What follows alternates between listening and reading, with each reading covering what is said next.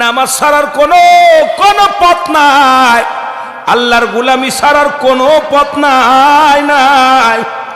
ও বান্দা শোনো, দিনের শুরু হলো ফজর। বান্দা ফজর 2 রাকাত সুন্নাত নামাজ তুমি আদায় করলা, সঙ্গে সঙ্গে তুমি হয়ে গেলা আমার নবীর প্রেমিক। এ মুসলমান, এবার 2 রাকাত ফরজ নামাজ তুমি আদায় করলা, সঙ্গে সঙ্গে তুমি হয়ে গেলা আমার আল্লাহর গোলাম। এখন আর দিনের মধ্যে যদি তোমার মরণ হয়, কত মানুষ মুসলমান কাজ করতে যেয়ে মারা যায়, নামাজগত অবস্থায় মারা যায়, গমের ঘরে মারা যায়, খানা খাইতে যে মারা যায়, বাজারে গেছে ঘুরতে আর ঘুরে ফিরে আসে নাই। ও যুবক, এবার তুমি 2 রাকাত সুন্নাত নামাজ যখন আদায় করলা গো, সঙ্গে সঙ্গে তুমি হয়ে গেলে আমার রাসূলের প্রেমিক। এবার 2 রাকাত ফরজ নামাজ তুমি আদায় করলা, সঙ্গে সঙ্গে হয়ে গেলা তুমি আমার আল্লাহর গোলাম। এখন যদি দিনের মধ্যে তোমার মরণ হয়, তুমি হবে আল্লাহর গোলাম, রাসূলের প্রেমিক। মরণে ভয় নাই, কবরে ভয় নাই, মিজানে ভয় নাই, ফুলসিরাতে ভয় নাই, কোথাও তোমার ভয় নাই। যদি একবার আল্লাহর গোলাম হইতে পারো, একবার যদি রাসূলের প্রেমিক হতে পারো, জোরে বলেন ঠিক কিনা। এখন তুমি নামাজও পড়ো নাই, সুন্নাতও পড়ো নাই, সুন্নাতও পড়ো নাই, ফরজও পড়ো নাই, নবীজির সঙ্গে তোমার প্রেম নাই, আল্লাহর সঙ্গে প্রেম নাই। ও মুসলমান, তোমার এই দেহখানা কে তোমার দায়িত্ব নেবেন? মুসলমান, রাসূলুল্লাহ চিনবে না, আমার আল্লাহ রাব্বুল আলামিন চিনবে না। ওরে মুসলমান, তোমার এই দেহখানার কি উপায় হবে, বডি খানার কি উপায় হবে? একবার চিন্তা করে দেখো না কেন রে মুসলমান। এর যখন রব্বি কারিম এই দুনিয়ায় তোমারে আমারে পাঠাইল, ও যুবক,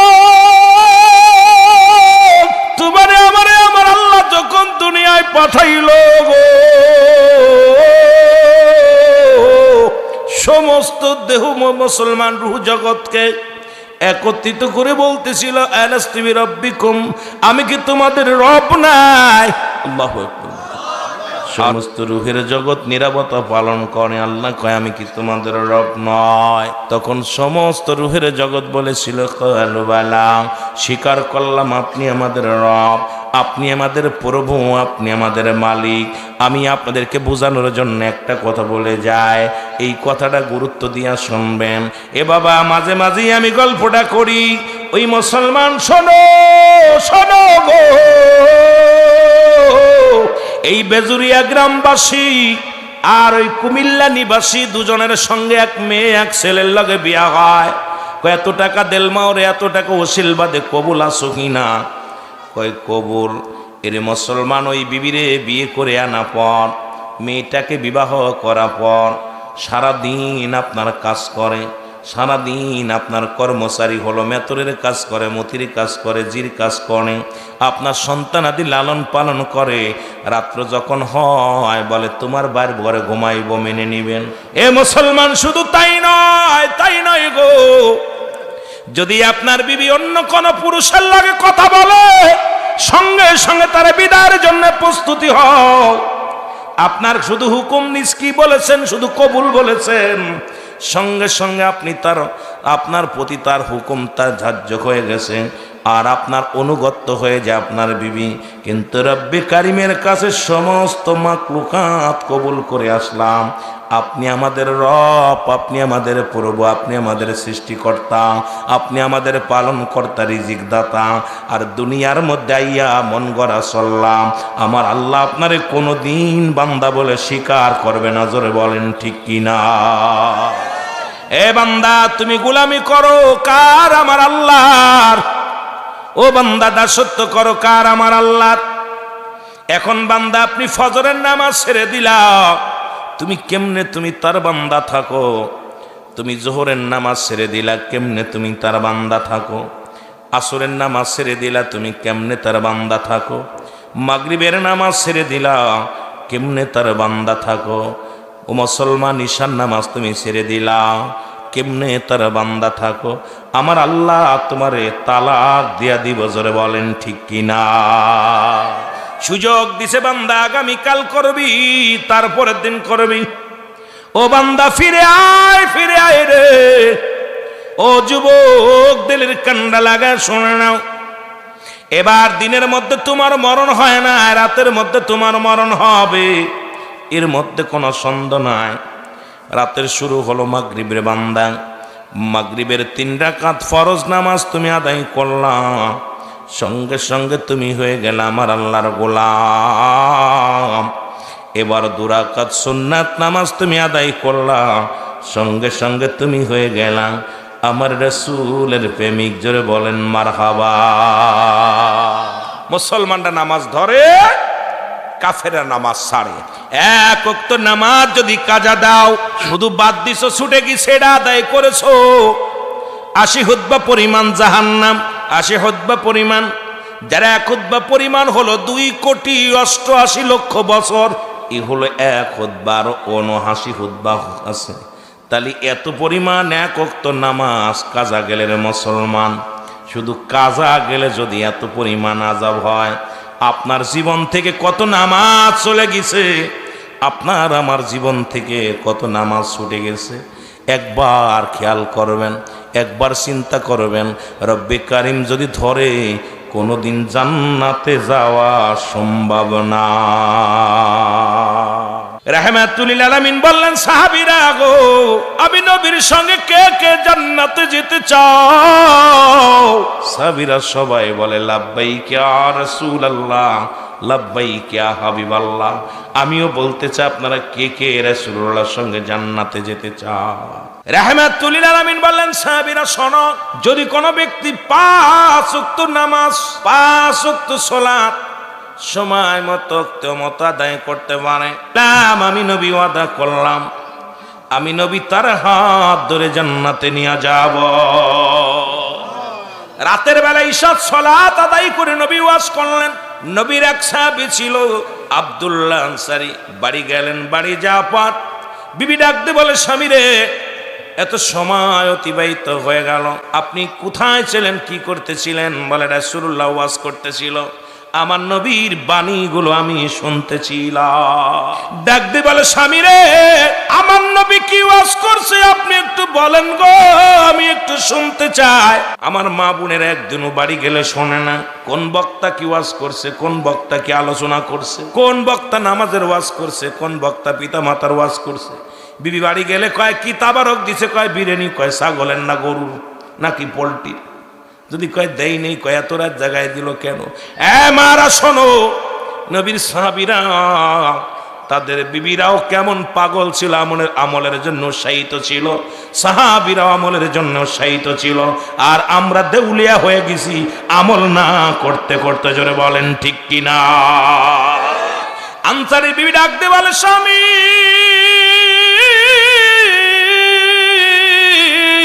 রাসূলুল্লাহ কি ওয়াজ করছে একটু বলেন গো। স্বামী কয়, বিবি রে, আমার নবী ওয়াজ করছে যে ব্যক্তি 5 ওয়াক্ত নামাজ, 5 ওয়াক্ত সালাত সময় মতো আদায় করতে পারবে, রাসূলুল্লাহ তার হাত ধরে জান্নাতে নিয়ে যাবে। বিবি ডাকতে বলে, প্রাণের স্বামী, জীবনে আপনার কাছে দামি কাপড় চাই না গো, আপনার কাছে দামি পোশাক চাই না, খাবার চাই না, দুনিয়ার রং বাংলা কিছু চাই না। আপনি একটু আমাকে সুযোগ করে দিবেন, আপনি একটু আমার সুযোগ করে দিবেন, আমিও যেন 5 ওয়াক্ত সালাত আদায় করিয়া আপনার সঙ্গে, রাসূলুল্লাহর সঙ্গে জান্নাতে যেতে পারি। নবীজি প্রতিদিন নামাজ আদায় করেন। আপনাদের ইমাম সাহেব যেমন নামাজ পড়াইল, মুসল্লিদের সঙ্গে একটা সম্পর্ক ভালো হয়ে যায়। যদি কোনো মুসল্লিকে একদিনের জায়গা 2 দিন না দেখে, ইমাম সাহেব জিগায়, মুয়াজ্জিন সাহেব, অমুক মুসল্লিদের তো দেখি না, অমুক মুসল্লি তো আজকে দেখলাম না, আগামীকাল দেখলাম না। ইমাম সাহেব আরেকজনকে জিগায়, ভাই, উত্তর পাড়া পশ্চিম পাড়ার অমুক মুসল্লি কেন মসজিদে আসে না? রাসূলুল্লাহ ঠিকই জিগাইতেছে, সাহাবীরা রে, আজ কটা দিন আমি লক্ষ্য করি আনসারি নামাজে আসে, কিন্তু নামাজ শেষ করে আনসারি কেন যেন আর তারে খুঁজে পায় না। আমার আনসারির কি হয়েছে তোমরা বলতে পারো নি? সাহাবীরা বলে, হুজুর নিশ্চিত সে দুনিয়ার কোন ঝামেলার মধ্যে পড়ে গেছে, দুনিয়ার কোন প্রেমের মধ্যে পড়ে গেছে গো। আল্লাহর নবী বলে, না আমি নিজেই খবর নিব, আনসারির বাড়িতে যাব। রাসূলুল্লাহ গুটি গুটি পায়ে আগায় চলে আসলেন, একবারে চলে গেলেন আনসারির বাড়িতে, সালাম দিলেন, আসসালামু আলাইকুম ইয়া আহলাল বাইত। একবার নয়, দুবার নয়, তিনবার সালাম দিলেন নবীজি, তিনবার সালাম দিলেন আনসারির বাড়িতে। একটা সালামের জবাব আসলেন না। নবী বড় মনের একটু কষ্ট পাইলেন। রাসূলুল্লাহ মনে কষ্ট নিয়ে ফিরে আসতেছিলেন।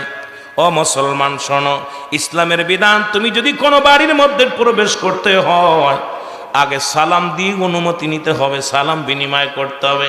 আমার দেশে এখন কোনো বাড়ি সালাম নাই মুসলমান, যদিও কোনো বাড়ির অনুমতি নেয়, মেম্বার সাহেব মাতবার সাহেব বাড়ির ভিতরে যায়, বাবিরে ডাক দেয়, বাবি সাহেব বাই কোকায় বাই ঘুমাচ্ছে, বসতে দেয় বাবি সাহেব।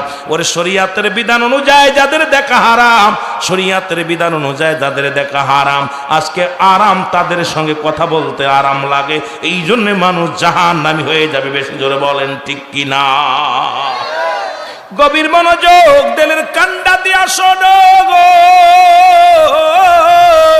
রাসূলুল্লাহ ফিরে চলে আসলেন, পিছন থেকে সাহাবী সালামের উত্তর দেয়, ওয়ালাইকুম আসসালাম ইয়া রাসূলুল্লাহ, ওয়ালাইকুম আসসালাম ইয়া হাবিবাল্লাহ, ওয়ালাইকুম আসসালাম ইয়া রাহমাতাল লিল আলামিন। জোরে জোরে চিল্লায় বলা যাবে না সুবহানাল্লাহ? রাসূলুল্লাহ বলেন ওয়ালাইকুম আসসালাম, উত্তর দিছে যখন নবীজি বলছেন, আনসারী তুমি তিনবার সালামের জবাব দিলা, তার মানে আর বুঝতে বাকি নাই তুমি ঘরের মধ্যে ছিলা, তবে আমার সালামের জবাব দাও নাই। আনসারী বলে, ইয়া রাসূলুল্লাহ ইয়া হাবিবাল্লাহ, আমি কেন সালামের জবাব দিই নাই এটা আমি উত্তর দিতে পারবো না। যদি দয়া করে মায়া করে আমার বাড়িতে যাইতেন, যদি আমার ঘরের মধ্যে যাইতেন, কেন সালামের জবাব দিই নাই এটা আমি বলতে পারতাম। নবী গো, ইয়া রাসূলুল্লাহ ইয়া হাবিবাল্লাহ, কেন জবাব দিই নাই এটা আমি আপনাকে কিছুতেই বোঝাইতে পারবো না। যদি দয়া করে আমার বাড়িতে যাইতেন। রাসূলুল্লাহ বলে, চলো। আমার নবীকে মুসলমান এমনি বলে নাই, বায়না উত্তম আখলাক, উত্তম চরিত্র, উত্তম গুণে গুণান্বিত ছিল গো। ও যুবক, আজকে সেই নবীকে নিয়েও কটূক্তি যারা করো, আজকে নবীকে নিয়ে সমালোচনা যারা করো মুসলমান, নবীজিকে নিয়ে যারা আমার নবীকে নিয়ে ব্যঙ্গ করো, আমার নবীকে নিয়ে অনেক কথা বলো, কাউ বয়, কেউ বলতেছে কাউ বয়। আরে মুসলমান, নবী তো কোনোদিন গরুর রাখাল ছিলেন না, নবী ছিলেন মুসলমান। উঠে কোথায় বকরিরা চড়াইতেন, মেষ চড়াইতেন। এখন এটা নিয়েও দেখলাম আমাদেরকে নিয়ে, এই গজলটা নিয়ে আমাদেরকে নিয়ে সুন্নিয়াতে লাগায়া দিছে। হালাতটা বুঝতে হবে আমরা কি বলতে চেয়েছি। মুসলমান শুনে নাও, এই কথাগুলো বোঝার জন্য জ্ঞান দরকার, শুধু এলেম অর্জন করলে হবে না, এই জন্য তাসাউফের জ্ঞানের দরকার। শরিয়াত তরিকত হাকিকত মারেফাত, এই মুসলমান এলেম অর্জন করছো, শরিয়াতের এলেম অর্জন করেছো। ও মুসলমান শুনে নাও, তাসাউফের জ্ঞান অর্জন করো নাই, এই জন্য হালাত বোঝো নাই। আমরা বলেছি নবীরা খালি আরবে সে কঠিন মরর দেশে, মেসরাইতেন বনে জঙ্গলায় গো নবীজি, আপনাকে দেখিবার মনে চায়। জোরে বলেন মারহাবা। ভেসে আসছে নবীজি, কখনো রাখাল, কখনো নবী মন্ত্রী, কখনো নবী কৃষক। কারণ আমার নবীজি হালাত, নবীজি দেশে কোনটা, নবী বকরি চড়াইছে, মেষ চড়াইছে, যাতে আমার উম্মাতিরা আবার মাটি কাটছে, মাটি টানছে। কেন টানছে? যে আমার উম্মাতিরা যদি দরিদ্র হয়, যদি কেউ দিনমজুরি হয়, সেজন্য কষ্ট না পায়। আমার নবীজি হালাতে আসছেন অবস্থায়। আম্মা জান আয়েশা সিদ্দিকাকে বিয়ে করছে, নবীজি অফার দেন, অফার আম্মা জানের তরফ থেকে অফার গেছে। রাসূলুল্লাহ বিয়ে করছে বাবারা, অনেকেই বুড়া মানুষ বিয়ে করছে, কয় 3-4 তালাক খাইছি, এত খাইছে, ব্যাকল মার্কা। রাসূলকে অফার দিলেন, পয়গম্বর বিয়ের পয়গম দিলেন, খাদিজার তরফ থেকে। খাদিজা, এইবার খাদিজা, আমার রাসূল বলেন আমার একজন গার্জিয়ান আছে। সেটা কে? আমার গার্জিয়ান আবু তালিব। আবু তালিবের কাছে যখন প্রস্তাব আসলো, আবু তালেবের পরামর্শ অনুযায়ী রাসূল পাক সাল্লাল্লাহু আলাইহি ওয়াসাল্লাম বিয়ে করলেন। আর আম্মা জান আয়েশার বয়স তখন, খাদিজার বয়স তখন 40, রাসূলের বয়স 25। নবীজি বিয়ে করলেন যে তোমার স্বামী যদি ছোট হয় তবু স্বামীর প্রতি শ্রদ্ধা, এত শ্রদ্ধাশীল ছিলেন, এটা প্রমাণ উম্মাতের দেখাইছে, দিক নির্দেশনা। নবী এমনি বলেন হায়াতি খায়রুল লাকুম, আমার হায়াতের জিন্দেগিটা উম্মতের জন্য কল্যাণ স্বরূপ। জোরে বলেন সুবহানাল্লাহ। আর একটু জোরে বলেন না। শরিয়াতে নবী, হাকিকতে নবী, তরিকাতে নবী, বা মারেফাতে নবী, সব জায়গায় নবী, কবরে নবী, হাসরে নবী, মিজানে নবী। নবী বলছে আমার উম্মাতিরা, আমি তোমাদের সঙ্গে চলাফেরা করেছি, কথাবার্তা বলেছি, তোমাদের মতো ঘর সংসার করেছি, আমার উম্মাতের জন্য কল্যাণ স্বরূপ। জোরে বলেন না সুবহানাল্লাহ। আর একটু জোরে বলেন। আম্মা জান আয়েশা খাদিজাতুল কুবরা নবীকে এত ভালোবাসতেন, নবী যতদিন পর্যন্ত শরিয়াতে ছিলেন আম্মা জানকে ভুলতে পারে নাই। এরপরে আবার নবীজি আম্মা জান আয়েশা সিদ্দিকাকে বিয়ে করলেন। 9 বছর বা 7 বছরের বাসর যেটা বলেন আপনারা। আমার নবীজি বিয়ে করলেন অল্প বয়সী একটা মেয়েকে। এটাও প্রমাণ করার জন্য আমার দেশের অনেক নেতারা বলতেছে অনুরোধ রাসূল বিবাহের ব্যবসা করেছে, আবার নবীজি ছোট ছোট মেয়েদের বিয়ে করছে। এই পাগলের দলেরা, রাসূল বিয়ে করছে তোমার উম্মতিরাদের বুঝানোর জন্য। তোমার স্বামী যদি বুড়া হয়, তোমার বয়স যদি কম হয়, তবু রেস্তাকে তোমার স্বামীকে সম্মান করো, স্বামীকে কি করো? সম্মান করো। আমার নবীকে এত সম্মান করতেন আম্মা জান আয়েশা সিদ্দিকা, কখনো তো নবীকে বুড়া বলে নাই। কিন্তু আমার দেশের যদি আপনার বউ যদি আপনার চাইতে একটু ছোট হয়, আপনার 2 দিন 3 দিন পরে বুড়ো বয়সে বিয়ে করছে, আবার দেখো দি কি করে। জোরে বলেন ঠিক কিনা। যাতে বুড়া বলতে না পারে, বুড়া বলতে না পারে, আমার নবী উম্মতের জন্য বিশাল একটা দিক নির্দেশনা। জোরে বলেন ঠিক কিনা।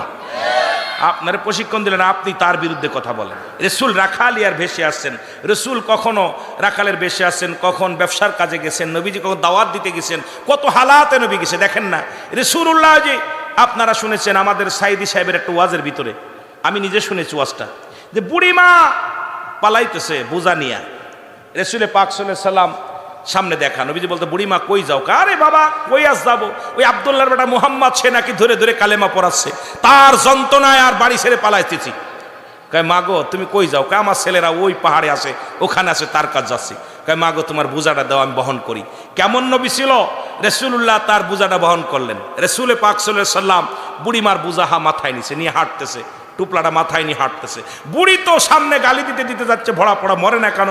আব্দুল্লাহর বেটা মুহাম্মদ এর যন্ত্রণায় বাড়ি ছাড়ছি, ঘর ছাড়ছি, সব ছেড়ে চলে আসলাম, গালিগালাজ করতেছে। এইবার বুড়িমা আস্তে আস্তে যায় ছেলেরা ডাক দিছে, বড় ছেলে, মেজো ছেলে, ছোট ছেলে চলে আইছে। মা কয় বাবার এই লোকটা আমার নিয়ে আইছে। কয় মা গো কারে নিয়ে আইছো? যার ভয়ে আমরা ঘর ছেড়েছি, বাড়ি ছেড়েছি, তাকে শেষমেশ আমাদের কাছে নিয়ে ধরে নিয়ে আইছো। বুড়িমা বলে বাজান রে, যদি ইনি যদি সেই মানুষটা হয়, ইনি যদি সেই রাহমাতুল লিল আলামিন হয়, আর দেরি করো না, তোমরা কালেমা পড়ে নাও। যে মানুষটাকে এত গালি দিলাম, যে মানুষটা আমার বোঝা বহন করলো, আরে আমরা একটু মৌলবী হইলে কত পাওয়ার, ওরে ভাই কুলাকুলি করি না। যেটা বলেন ঠিক কিনা। আরে অহংকার, আরে অহংকার। সঙ্গে সঙ্গে বুড়িমা বলে বাজান রে, যদি ইনি যদি মুহাম্মদ হয়, তারা আমি তোমাদেরকে বলতেছি আর দেরি করো না, কালেমা পড়ে মুসলমান হয়ে যাও। জোরে বলেন সুবহান। আর একটু জোরে বলেন না। নবীর আদর্শ আমাদের ভিতরে নাই, আমাদের ভিতরে নাই। আমার ভাইয়েরা, আমার বন্ধুরা, আমার যে কথা আমি বলতেছিলাম, রাহমাতুল লিল আলামিন বললেন আনসারী রে তুমি চলো, বাড়িতে চলো। বাড়ি গেলেন। বাড়ি যে যখন আনসারী দরজা খুলে দিছে, দেখে রে ওই ভিতরে বিশাল একটা গর্ত খোঁড়া, ঘরের দরজার সামনে বিশাল একটা গর্ত খোঁড়া। আল্লাহর নবী বলেন আনসারী রে এত বড় গর্ত খোঁড়া কেন? এত বড় গর্ত খোঁড়া কেন? আনসারী বলে ইয়া রাসূলুল্লাহ, ইয়া হাবিবাল্লাহ, নবী গো, নবী গো,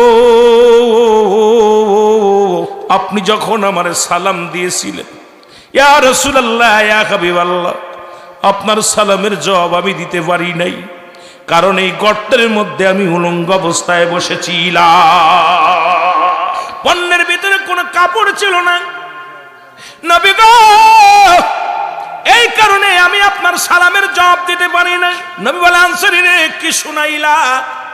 আনসারী বলে ইয়া রাসূলুল্লাহ, ইয়া হাবিবাল্লাহ, নবী গো শোনেন গো, যেদিন আপনি ওয়াজ করলেন 5 ওয়াক্ত সালাত, 5 ওয়াক্ত নামাজ যে ব্যক্তি সময় মতো আদায় করতে পারবে, আপনি তার হাত ধরে জান্নাতে নিয়ে যাবেন। নবী গো, এই ওয়াজটা আমি আমার বাড়িতে যা করি, বাড়িতে যে যখন আলোচনাটা করি, আমার বিবি আমার কাছে দাবি করেছে, স্বামীরে জীবনের টাকা চাই না, বাড়ি চাই না, গাড়ি চাই না, আপনি আমাকে একটু সুযোগ করে দিবেন, আমিও যেন 5 ওয়াক্ত নামাজ সময় মতো আদায় করতে পারি। আপনি যাবেন রাসূলুল্লাহর সঙ্গে জান্নাতে, আমাকে লয়ে যাবেন। জোরে বলেন মারহাবা। আল্লাহর নবী বলেন, আনসারী রে, আনসারী আয়। আমি নবী কথা দিলাম রে আনসারী, আমি নবী, ও আনসারী আমি নবী কথা দিলাম, ইয়াউমুল কিয়ামতের ময়দানে আমি নবী তোদের দুজনকেই হাত ধরে জান্নাতে নিয়ে যাব। আর একটু জোরে বলেন না। মুসলমান, এই বেজুরার জমিনে এমন কোন গরিব নাই, এমন কোন ভ্যান চালক নাই, রিক্সা চালক নাই যাদের একখানা কাপড় আছে। সব মানুষের যে ভিক্ষা করে খায় তারও 4-5টা টুকরা কাপড়, যে ব্যক্তি দিন মজুরি তারও 4-5টা কাপড়, এরপরও নামাজে আসে না। আল্লাহর কাছে কি জবাব দিবেন? জবাব দিতে পারবেন না।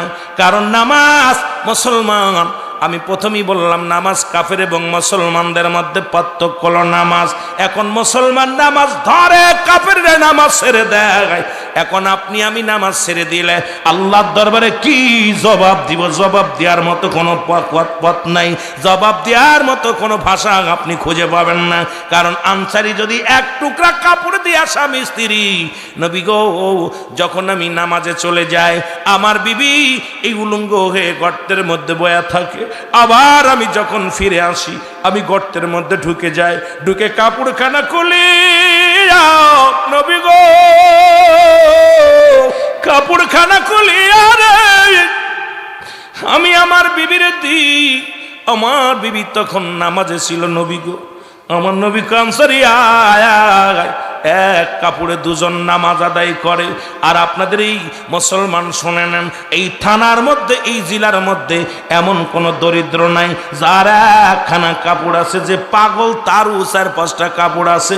এইবার আল্লাহর কাছে কি জবাব দিবেন? জবাব দিয়ার কোন ভাষা আমি পাইতেছি না, খুঁজে। জোরে বলেন ঠিক কিনা? এই নামাজের জন্য রাহমাতুল লিল আলামিন, নামাজের জন্য মেহনত করেছে, সাহাবীরা করেছে, হক্কানি আলেম ওলামারা করেছে, ওলি আল্লাহ করেছে। আর সেই নামাজ আজকে আমার দেশের মানুষ মসজিদ বেড়েছে, নামাজি বাড়ে নাই। যদিও নামাজি বেড়েছে, ইমানদার বাড়ে নাই। মুসলমান, আমি আপনাদেরকে বলবো, সমস্ত খারাপ কাজ থেকে বাঁচায় একমাত্র নামাজ।